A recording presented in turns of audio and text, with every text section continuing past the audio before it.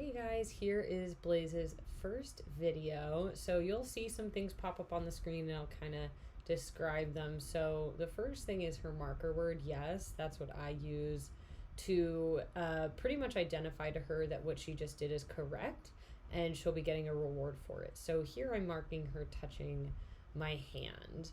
I was trying to work on some jumping by exiting and entering, but by that time we had already established a correction, and I'll show you what that is later in the video. And she didn't jump on me that time, she did sit, and so I marked it yes. So we moved on to working with the leash, and the leash is something for puppies like this. You do have to practice, and you do have to practice what the leash means. I was helping her with the fuzz in her eye. I got the goopies out too. But so this is a process you will do in your house for a little bit, this little moment. So there's two avenues. One is the leash pressure. That is when she stops, when she's going to sniff something else. You apply a pressure, and once it gives in, you'll mark yes. So you'll see that process here. She's kind of giving a fuss, and then once she moves in, I mark yes and reward. So over time, what this teaches your puppy in their brain is, I feel that pressure, I should move into it or towards it to come with you. So you'll see that with the doorway and things like that. The other piece is I start to introduce a cue to teach her what I'm doing and what this behavior means. So I like the cue, let's go. Some people like, come on. I just like let's go because it's natural for me, but you can use whatever feels right. So I open the door, which is a typical interesting thing, and you'll see there's a little bit of pressure there, and once she felt it, she started to move with me again. Then this happened. Some demand barking. So I did grab the corrective spray. There's two types that I use. There's the pet corrector and then the pet convincer. The pet convincer is the one I have because it's more affordable. Like I get the containers that change out. I will link them or send you the links to them so you'll know. So they administer like a loud sound. So something like demand barking, something like jumping can help. You say no, and then you spray the spray. And you don't really spray it like at the dog, on the dog. It just is like towards their general direction. And you'll see like her response. The sound was very uncomfortable for her. So after that, she was a little flustered, but I just went right back into the exercises because she had shown that clearly she knows how to do them. So I always stop for water breaks if the dog wants water breaks. I made it a little harder for her before we went outside. I went out the door and then told her let's go to come back in the door. When she did, I marked yes and rewarded. This is hard, and this is a good thing for you guys to try and practice at home, because most dogs, when they go out a doorway, they're like, now I'm in this room and I shall stay here and see what's going on in here. But you want, for walking, for you yourself to be the guide, and your dog is just following along and taking the cues. So here you'll see where you may have to apply a little bit more pressure is when you're out in the real world and there are very exciting things going on like grass. So I walked her over to where she wanted to sniff. We had done a few paces here, but I just started to, I forgot to record, so I started here. But I released her, so that was that release word, okay, that she could go sniff.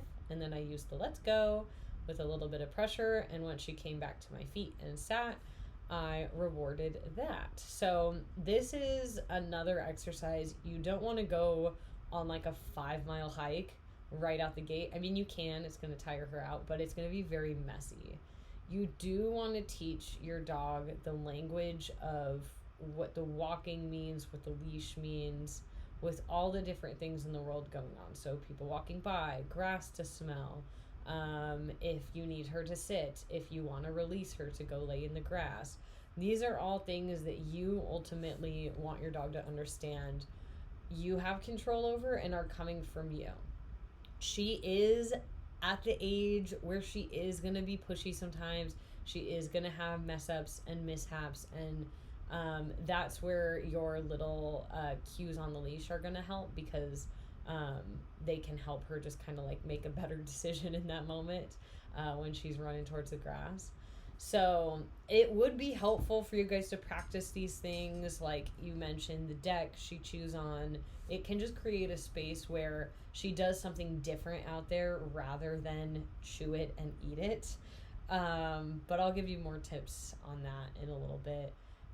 So yeah, we just did a few more back and forth. I did let's go. Sometimes I'll say this way when I'm turning, and she did beautifully. So the last thing I wanted to try to help her work on, you can see I'll take the Pet Correct spray out, is her chewing and biting. So I really in this session was trying to teach her the concept of no, and that it means just stop what you're doing. And dogs learn cues just as one singular word. So, no, yes, good, this way. Those are all significant, but hey, stop that, don't do that, I don't like that is a phrase your dog won't understand. So, no is a really good one. Leave it is also a good one you could use. She never did start chomping on me, so I didn't get an opportunity to say no and then use the spray. But in those moments where she is just too hyper, I know you guys have a really good crate training system, so your crate is your best bet when she's at this phase of puppyhood to save your sanity, as well as just keep her from practicing the behavior you do not want her to continue. So over time, she does grow out of these things. Her teeth are still very itty bitty and sharp. She's very playful. She wants to explore the world. She is young. So we do have to have a management system, and know what our tools are for helping her kind of get through this phase while having her not practice the behaviors of eating the porch and things like that. So your crate is a really good one. Your leash is a really good one.